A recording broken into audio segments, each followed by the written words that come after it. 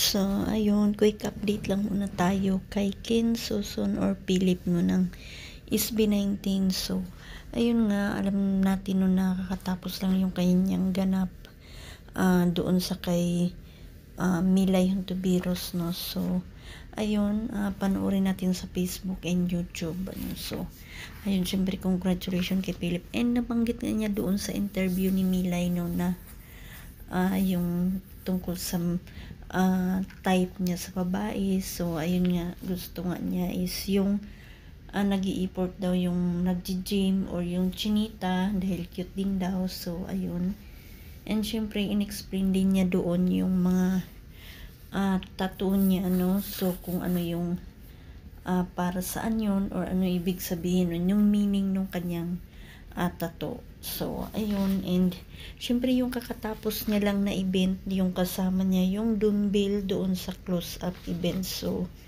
ayun, syempre congratulations kay Ken, and syempre yung kanyang mga award din ano na natanggap plus 2024. So, ayun nga, nanalo nga siya nung 2024 no doon sa Mix Music Awards no, Rock Video of the Year para sa kanyang kantang Big Faces. And ayun, nanalo din siyang sa 9 P-Pop Music Awards no sa Regional Song of the Year para sa kanyang kantang Kanako.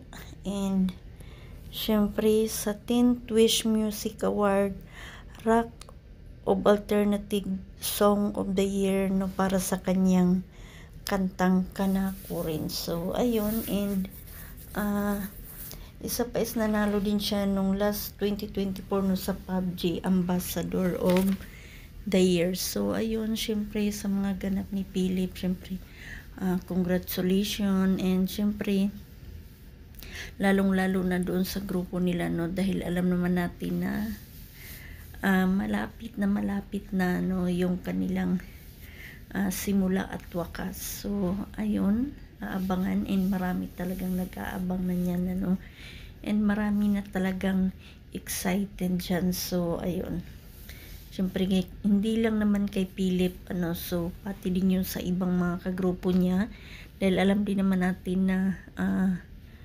nagsusolo nga din sila ano, mayroon silang mga solo career, pero this year 2025 is focus na naman sila sa grupo nila no na SB19. So ayun, syempre congratulations sa lahat ng miyembro ng SB19 ano, and syempre sa 1Z Entertainment. So ayun lang, yun lang muna yung ating quick update para kay Philip or kay Ken ano. So maraming salamat.